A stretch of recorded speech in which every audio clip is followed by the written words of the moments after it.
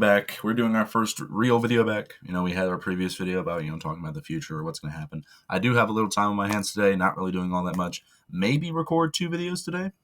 Is it a tall ask? Yes. We will see what I can get done. But for now, we're at least getting this video out where we're going to be going over the last 8 division winners and ranking them based on how much I think they're going to win their division again next season. We're going to start with the least likely and work our way up to the most. So at the very least likely, this is the team that I think has next to no chance or has a very 25% chance of winning their division, the Los Angeles Rams. This is for 2 main reasons and a third minor one. Firstly, 49ers might actually be healthy this year. Will Brock Purdy come back and be 2022 Brock Purdy? Will their receiver core maybe come back? A lot of them are injured right now. They are at least questionable. So we're going to see with that. But if they decide to be healthy and Nick Bosa locks in and Kyle Shanahan doesn't poop the bed again, maybe the 49ers could actually hold a candle to winning this division again. And then the other wildcard team, the Seattle Seahawks. Is the Sam Darnold move going to be the big move? I made a video talking about the Seahawks like a long time ago. It was like 3 or 4 months ago. And I was talking about I know, it wasn't even that. It was longer than that. It was like 6 months ago. 7 months ago. Anyways, but I was talking about are these moves the right decision? You can watch my analysis over there. I'll link it up here if I remember to. But what they've done is very it's a huge coin flip for Seattle. For their sake, I hope it pays off because why not? It would be fun to watch.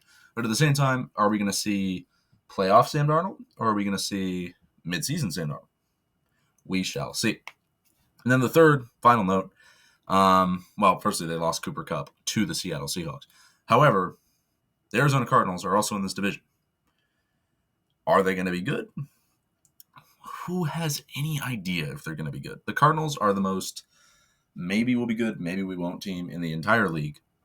You never have a good answer to that question. And before the season, you can say either one, and either one could completely turn out to be true. They are the definition of a coin flip franchise.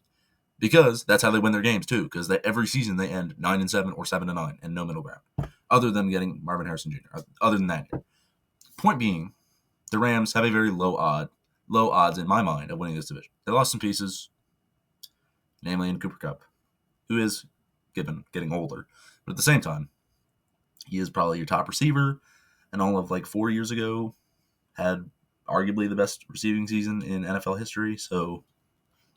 Just saying, I don't know if that's the best decision. Letting him go. But we shall see where they end up.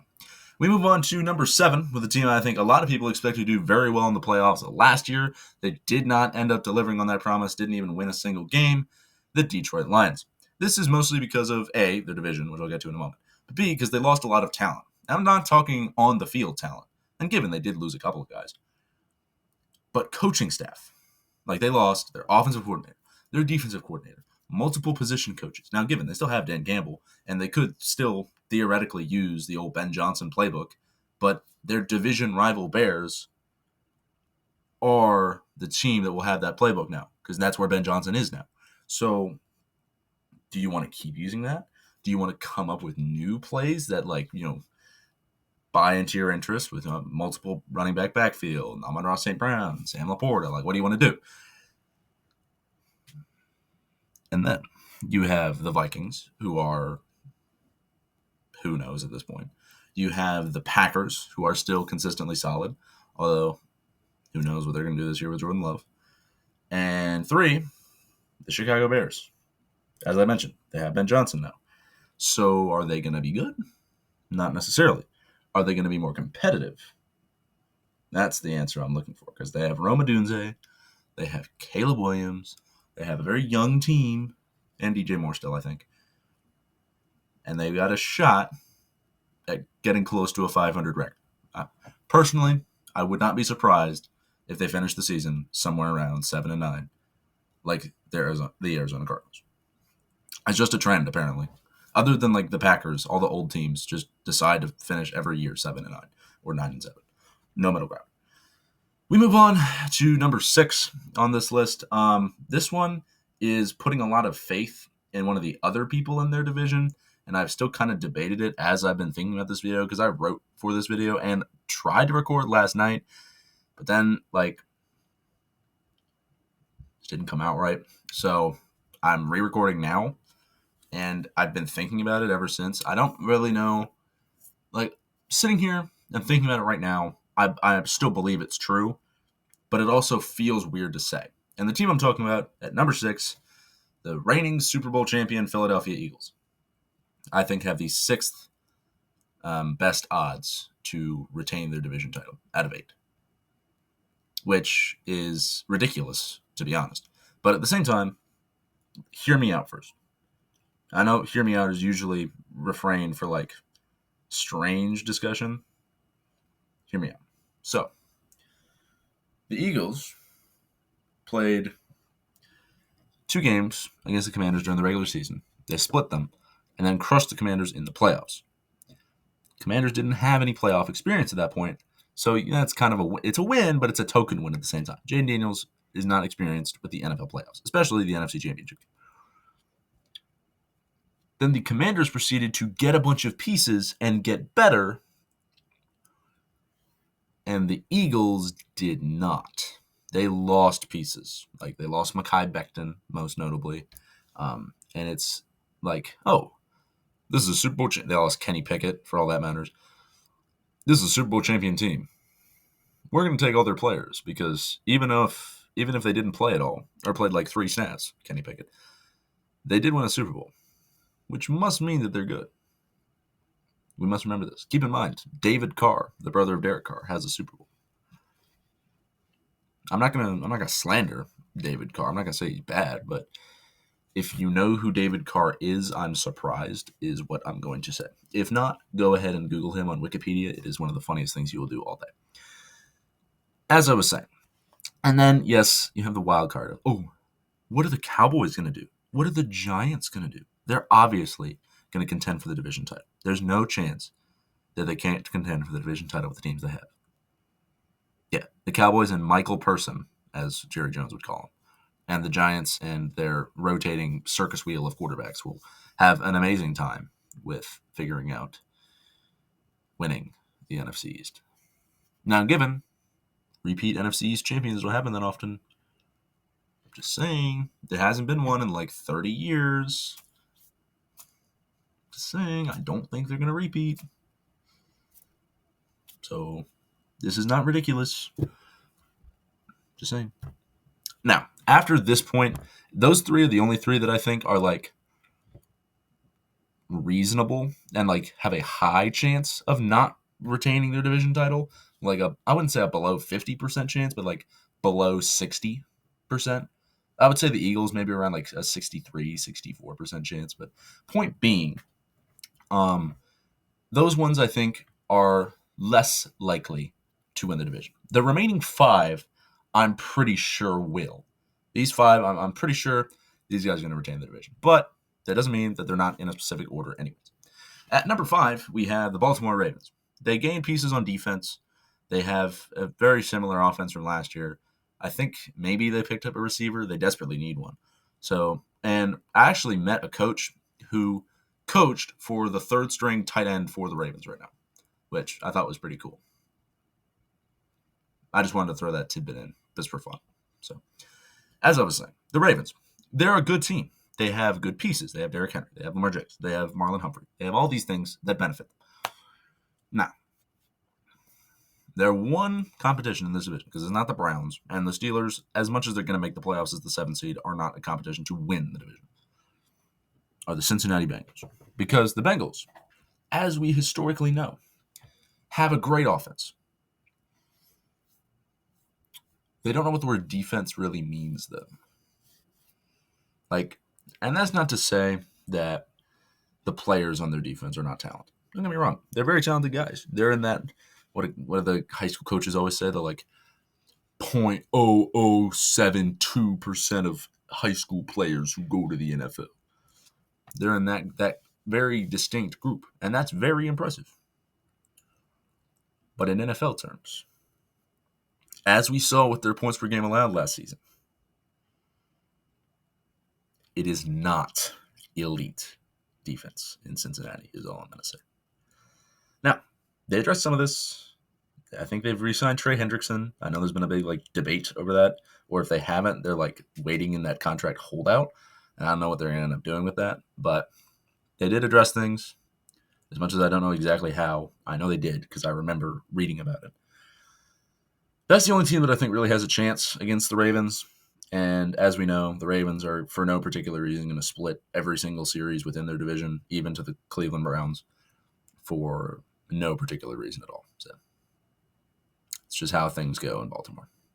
As a guy who lives close near Baltimore, and the amount of Baltimore fans that live near me, I asked one of my friends who's a fan of Baltimore, and he was fully prepared to lose 3 of the 6 division games that he's going to play this year. So I'm at least happy that he knows it's going to happen.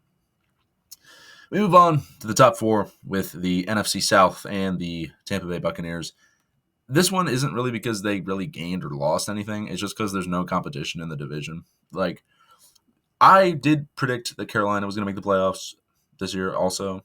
I know that was it was a while ago, okay? At the same time, I don't think they're going to be doing that by winning the division. Then my guys, New Orleans, not shaping up to be the best of years. If you look, we have the lowest Super Bowl odds on FanDuel right now. I think it's plus 25,000, which is pretty high. That's what I'm going to say. As I was saying, and then Atlanta, then we have no clue how Atlanta's going to do. They're probably the only guys who have a shot at beating Tampa. But at the same time, Tampa's won for 3 years in a row at this point. They have a very similar team so far. It's looking good for them. Mike Evans is getting older. Don't get me wrong. But at the same time, you still have, I think Chris Godwin's coming back. You have 2 dudes named McMillan who will be able to help. You got Jalen. And Tet plays in Carolina. What am I talking about? Who's the other guy I'm thinking of? It's just it's this receiver that was drafted. I think it's a 2nd-round pick by Tampa this year.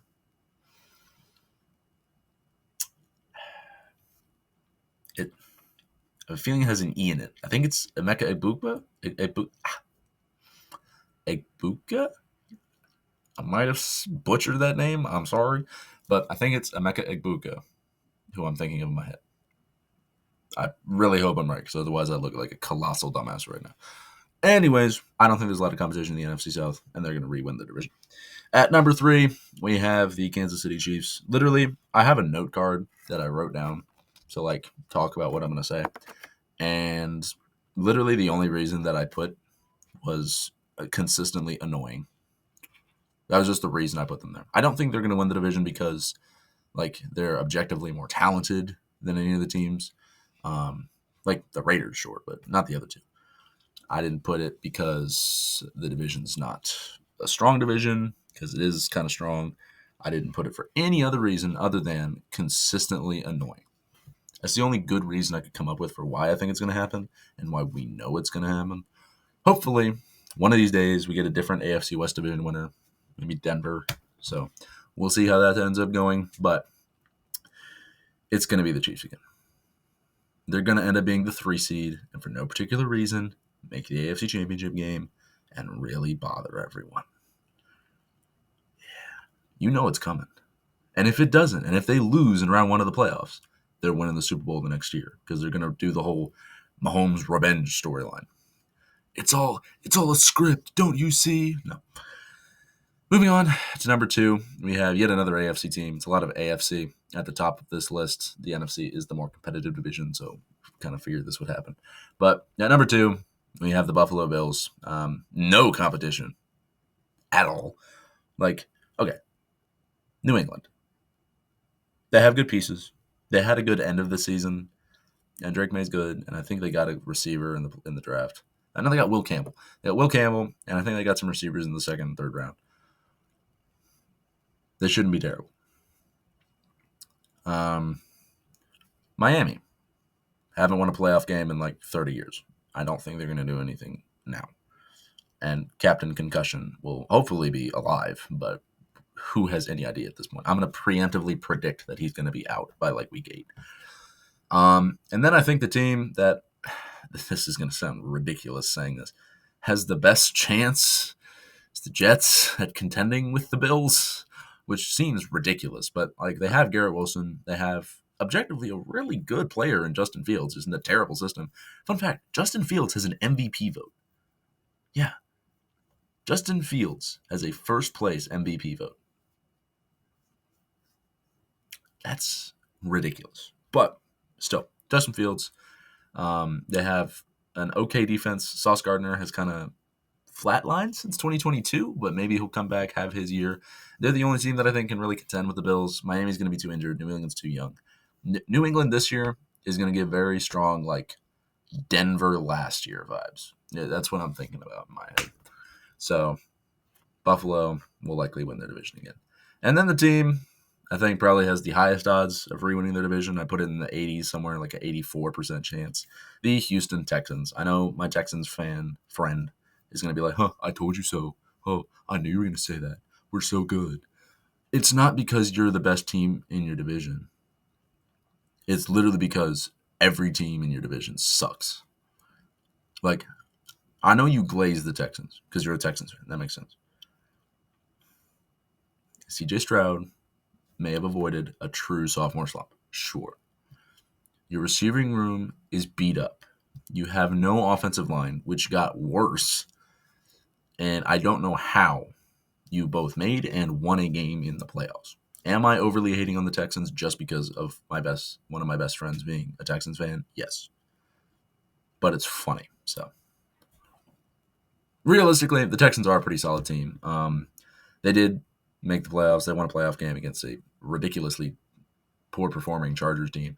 But the competition in their division is just not there. Like, you have the Colts with Daniel Jones. Ooh. You have Tennessee, young, probably going to be like New England last year, but worse. Yeah, worse than 4-13. But like New England was like a fun 4-13, if you know what I mean. They're like, oh, Drake May's doing well, and then at the end, like, oh, Joe Milton's doing well.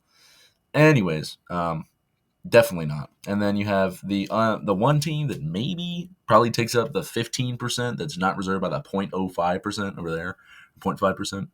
For the other two teams is the Jacksonville Jaguars. Is Trevor Lawrence ever going to have that year that everybody keeps talking about? We thought it was 2022, and then they lost to the Chiefs. We're like, okay, maybe they'll come back and have an elite 2023. And they started like 7-2 and missed the playoffs, and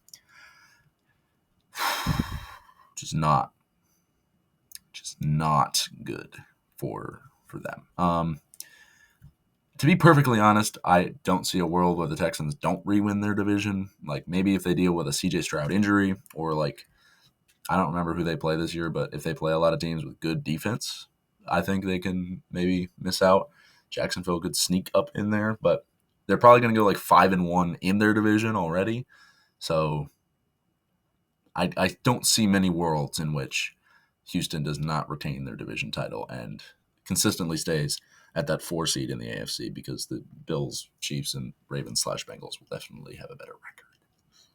Sorry to say. But yeah, that's it. I went through all of them. I'll go through them one more time from most to least this time. We have the Houston Texans, Buffalo Bills, Kansas City Chiefs, Tampa Bay Buccaneers, Baltimore Ravens, Philadelphia Eagles, Detroit Lions, and LA Rams. What do you think of my list? Do you think that the Rams are 100% going to win the division? Do you think the Texans have no chance to the oh-so-amazing Tennessee Titans? Whatever your opinion may be, I want to hear it. I want to see what you guys are thinking. Make sure to do all the nonsense that people always say at the end of videos. I'm not going to bother repeating it. But most importantly, make sure you have a good day, good evening, good night, good morning, good dawn, good dusk, good whatever. Make sure to watch any former or future videos on this channel. And goodbye.